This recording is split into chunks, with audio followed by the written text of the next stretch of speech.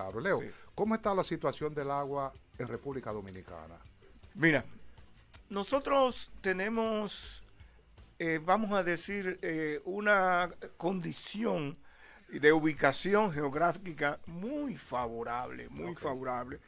Y eso desde el nacimiento de la isla y cuando Colón vino, recuerda que dijo, tierras humanas que, belleza que más ojos Que ojos humanos humanos hayan hayan visto. visto. Así. Y entonces es porque nosotros tenemos un régimen de lluvia muy favorable, aunque evidentemente las zonas del país difieren, porque todo lo que está hacia el norte y el nordeste que recibe los vientos alisios, que son los que traen La lluvia. las Que por lluvias. eso fue a dar Colón allá, a la Isabela. Por los Exactamente. vientos alisios Y tú empujándolo. sabes lo exuberante que es la vegetación Ajá. en toda esa zona. El sur siempre, casi como en todo el Es como mundo, si fuera lo opuesto. es como lo A los opuesto, vientos alisios. porque incluso los vientos alisios que logran superar las alturas de la sierra, de la cordillera septentrional, por eso humedecen y mojan el Cibao. Pero entre el Cibao y nosotros está una barrera natural que se llama la cordillera Así central. es. Entonces, ahí los vientos se elevan nuevamente, mojan toda la cordillera central y por eso es la madre de las aguas, porque al cruzarnos de este a oeste, ella acumula toda esa humedad y por eso Jarabacoa, Constanza, Valle Nuevo son zonas tan agradables y con un clima y una vegetación y unos recursos hídricos extraordinarios y por eso se convierten junto con el Cibao en la zona de principal hábitat humana, ¿verdad? Porque la gente busca precisamente las mejores condiciones del ambiente para ahí instalarse. Leo, por eso el río Yaque del norte y el sur nacen en un mismo lugar y una se va para allá y otra viene para acá. Tenemos esa suerte de que entonces ese río Yaque del sur se convierte principalmente para el suroeste del país en la llama bendita. Es la bendición, porque sabe que entonces las tierras nuestras son áridas en toda esa zona, ¿verdad? Desde Asua, San Juan, hasta Independencia y cierta parte también de Pedernales. Pero entonces nosotros tenemos ese río que es el que la vida. La vida fundamental para nosotros. Entonces, en términos general, en el país hay un régimen de lluvia aceptable. Nosotros tenemos unos 23,000 y pico de millones de metros cúbicos por año, lo cual nos da una media de dotación por persona de unos 1.700 litros por persona por año, metros cúbicos por persona por año. Y entonces, eso es importante, pero cuando vienen los periodos de sequía, como el que actualmente estamos atravesando, empiezan o se manifiestan las dificultades. Eso combinado hoy en día con lo que son los efectos del cambio climático. El niño, la niña. Sí, el niño, la niña, esas sequías extendidas, que cuando entonces se revierten, vienen con unos aguaceros de inundaciones que crean situaciones sumamente difíciles.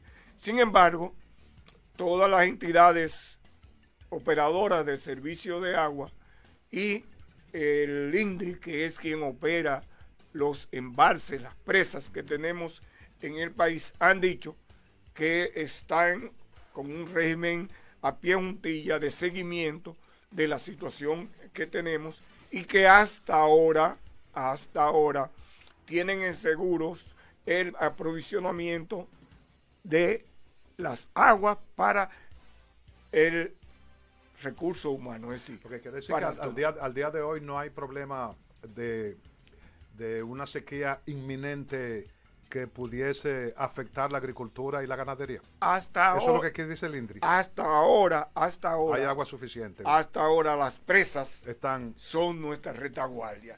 Todavía los niveles que tienen son aceptables para el suministro del agua potable. Todavía eso pudiera durar 2 o 3 meses. Ahora, o sea que tenemos reserva de agua para 3 meses. Si se extiende. Si se entiende más de lo, porque mayo ya está ahí. Podríamos, exacto, ya mayo está ahí, o sea, estamos a 2 meses de mayo, por lo que la sequía que tenemos ahora pudiera concluir y no pasar ahí a una desgracia como en otras ocasiones que nos ha afectado no solamente el suministro de agua potable, sino el agua para riego, el agua para sostener la ganadería y todos los demás usos que tiene el agua. Ahora, mañana se conmemora el Día Internacional del Agua. Así es. Este año adquiere una relevancia extraordinaria por varias razones. Primero, porque en el mundo el alerta frente a la situación de la escasez del agua como recurso vital ya está llegando a la conciencia de quienes tiene que llegar. Aunque, como en todas las actividades humanas, lo que domina en el mundo, lo que controlan la economía y la finanza a nivel mundial, tratan entonces de, digamos, aprovechar las situaciones para seguir acumulando sus riquezas. En el país está ocurriendo algo parecido. Es decir, cuando el agua tiene que ser resaltada en su valor social, es decir, como un recurso público, tal como lo define nuestra Constitución en su artículo 15, que es los recursos hídricos son un patrimonio nacional inembargable, imprescriptibles e inalienables.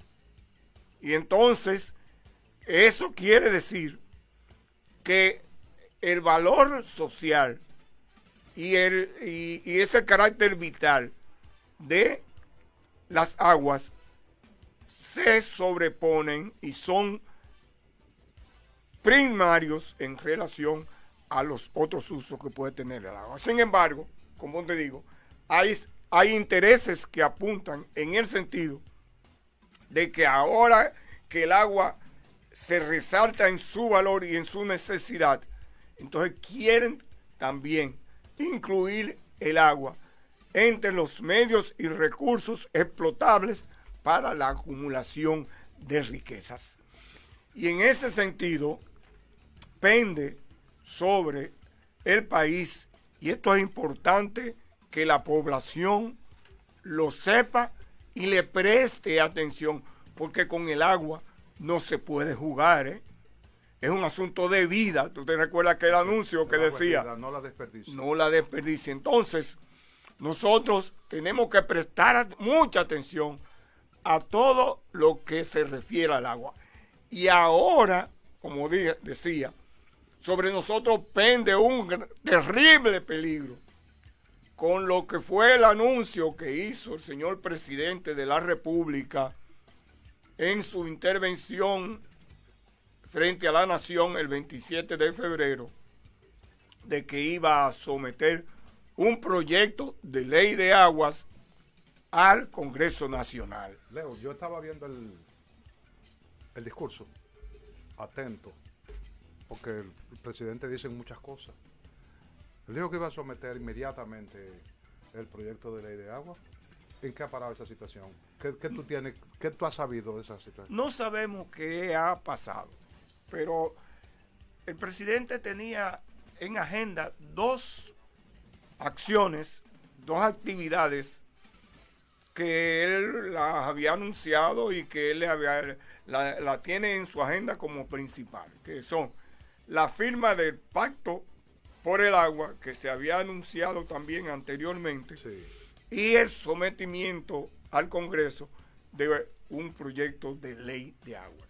Ninguna de las dos cosas se han realizado, porque no tenemos la información segura de por qué ha estado ocurriendo. Sin embargo, como el Pacto por el Agua estuvo siendo discutido a nivel del Consejo Económico Social, y ahí surgieron diferencias muy significativas entre el sector privado, el sector oficial y los representantes de la sociedad civil, con argumentos estos últimos muy contundentes en relación con las debilidades, las falencias y la orientación privatizadora que tenía el Pacto por el Agua. Es decir, el Pacto por el Agua en su contenido apuntaba a crear las condiciones para que el proyecto de ley de agua fuera aprobado con ese contenido privatizador que tiene. Es decir, es como la alfombra que prepara la antesala para que se ejecute una acción que no conviene, y lo vamos a demostrar, a este país de ninguna manera.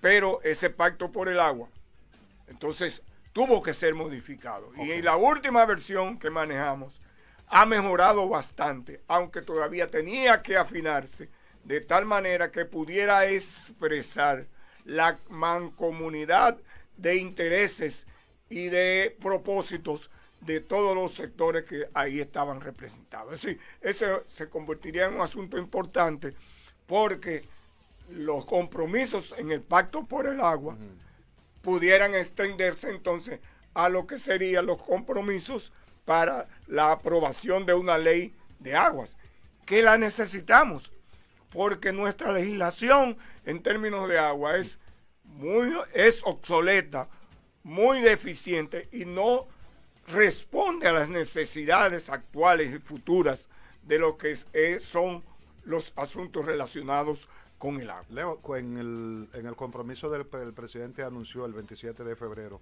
¿pudiera haber intereses espúreos detrás de ese acuerdo, contrato, ley de agua para el país, proyecto? Mira, el marco general, geopolítico, regional, es de que hay una ofensiva de los sectores de poder, tanto del gran imperio como de las oligarquías que dirigen nuestros países, y de manera particular el nuestro, de que todo lo que sea de dominio público, todo lo que esté como patrimonio público y pueda ser captado por el sector privado, lo sea.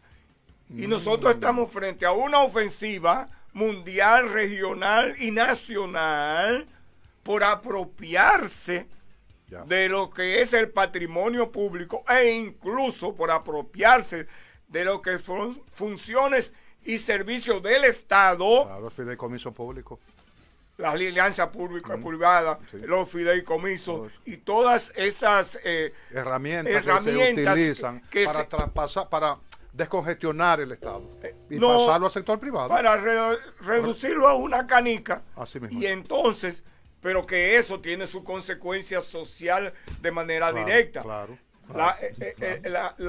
El bienestar y el poder económico se concentrarían en menos manos, y allá abajo quedaría un mar de gentes desprovisto y desamparado por la mano amiga del Estado. Exactamente. Y en países como el nuestro eso va a crear otra clase de pobreza a nivel nacional. Entonces, la propuesta que se ha elaborado para someterla el nuevo al Congreso. ¿Cuál es? Pende, es esta que yo tengo aquí. Ok.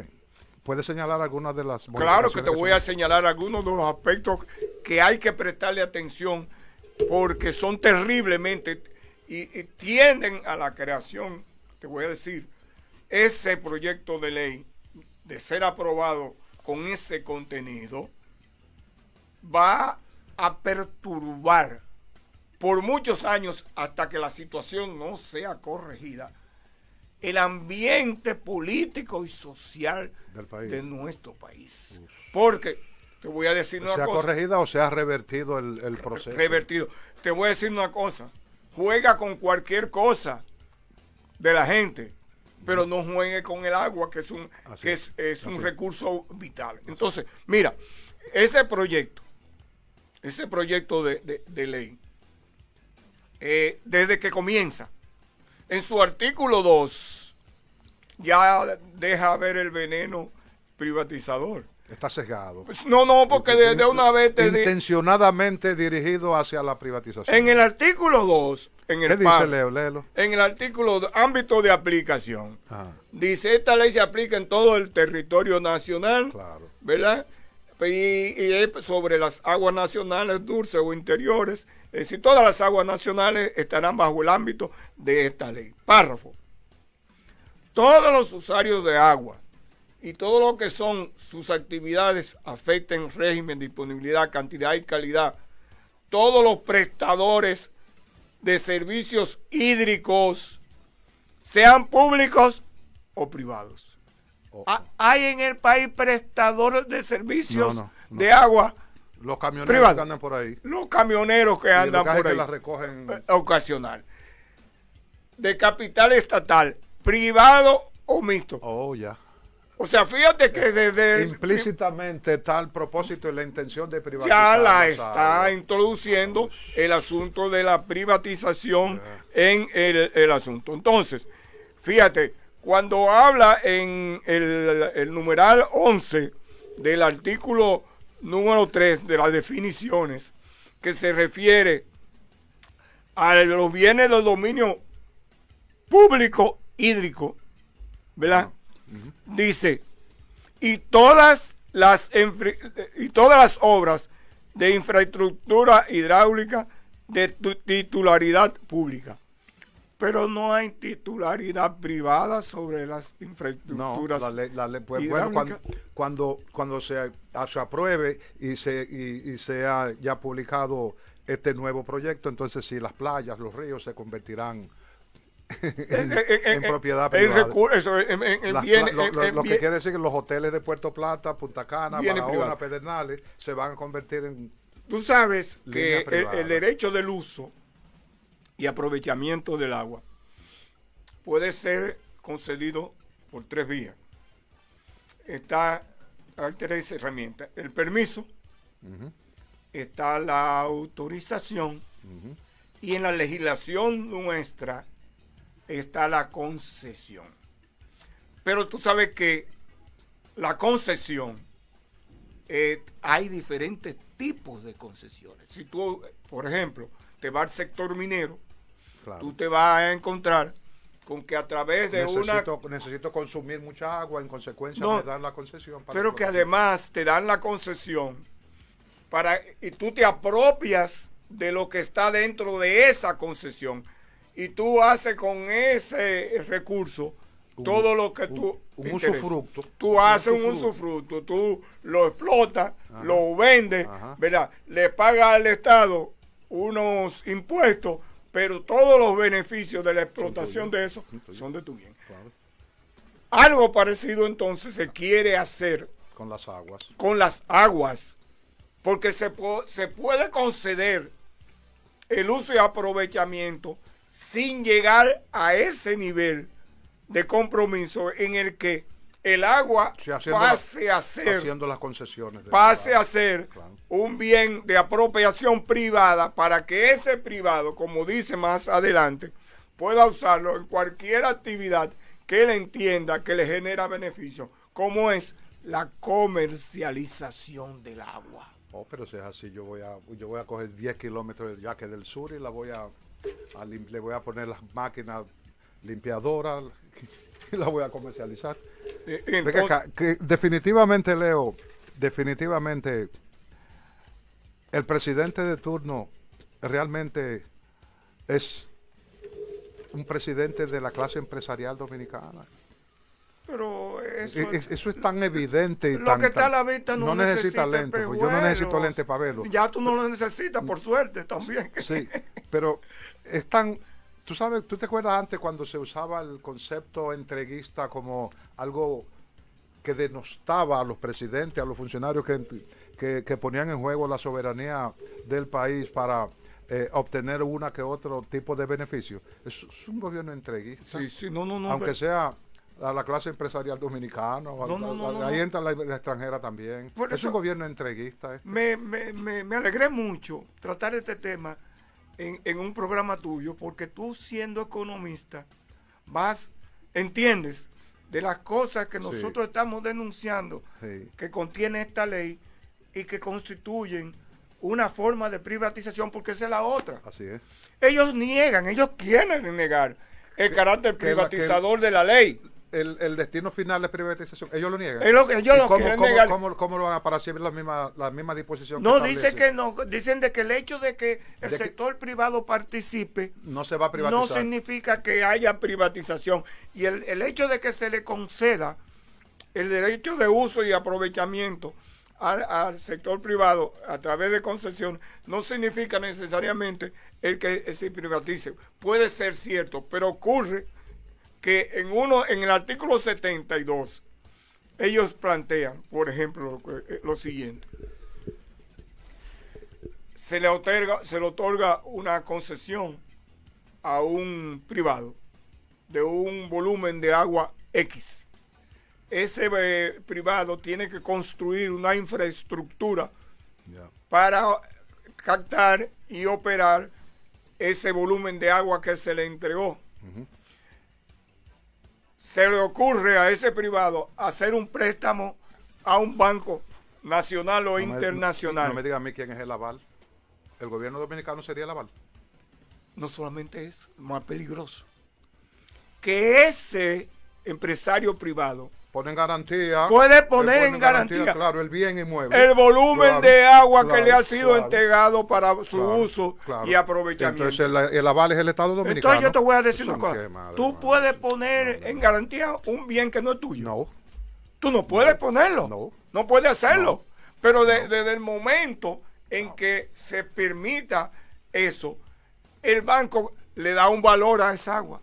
Claro. Entonces esa propiedad puede ser transferida y el banco puede usarlo como entienda que deba usarlo en caso de que... Falta de pago. Claro, una falta de pago, el pago se apropia de la propiedad. Por eso y para traspasársela a quien él le dé su gana. Por eso dije que me gustaba que fueras tú, porque tú vas a entender claramente lo que estamos hablando. Otra situación que se plantea: caso de escasez nacional de agua. Si está en mano privada, él la va a vender al mejor. No. Al precio que él disponga. Pero no oye ese, porque el gobierno no puede irse a expropiar después que ya se le entregó. Pero entonces ahí viene lo siguiente, que uno de los aspectos positivos que tiene la ley es de que crea la Autoridad Nacional del Agua para regular, para eso en ordenar. tiempo de crisis. Porque sería lo mismo que si él, por ejemplo, el Estado Dominicano te ofrece a ti el manejo del yaque del sur y se produce una sequía generalizada de un año, entonces va a constituir una institución por encima del fideicomiso público que ya tú tienes. Eso no tiene sentido. No, pero oye lo que te quiero. Estamos ante un gobierno entreguista. Oye lo que te quiero explicar ahí, que tú lo entiendes, que es... Se está terminando. Sí, que es lo siguiente, para concluir con esto. Sí. Para que la gente lo entienda y preste la atención. Ocurre esa sequía. Los agricultores de una finca o de una serie de fincas, el agua, como hay un orden de prelación de que es fundamentalmente principal, de manera prioritaria para consumo humano, entonces el acueducto de Barahona tiene que usar la cantidad de agua que hay y no le puede suministrar a los productores que tienen la concesión del volumen de agua X, entonces tiene que usar ese volumen de agua. ¿Tú sabes lo que establece, se plantea en la ley? Los concesionarios puede... No, que el acueducto de Barahona, el INAPA, en este caso, que es quien lo administra, la institución responsable, sí, tendría que pagarle por no recibir el agua al concesionario. Pero tendría que pagársela, pero ¿quién la paga? Nosotros. Los consumidores. Los consumidores. O sea, que todos tenemos que ir a pagar para poderle cubrir a la pérdida. Exactamente. No. Leo, es lamentable que solamente tengamos una hora, pero Oye, alcanzó. La gente entiende perfectamente. Recuerda que el país de hoy día es un país muy diferente, por años luce al de hace 20 años. Y hay otras diabluras que se plantean ahí. Sí. Gracias a ustedes por compartir con nosotros otro interesantísimo programa como tenía que ser. Leo Mercedes ha estado con nosotros explicándonos las intríngules de un proyecto nuevo que tiene el presidente en la mano y que desde luego no llegará a introducirlo a las cámaras porque es un adefesio jurídico en perjuicio del pueblo dominicano. Gracias a ustedes, Leo, muchísimas gracias por estar nuevamente aquí con nosotros. Y adelante usted, don.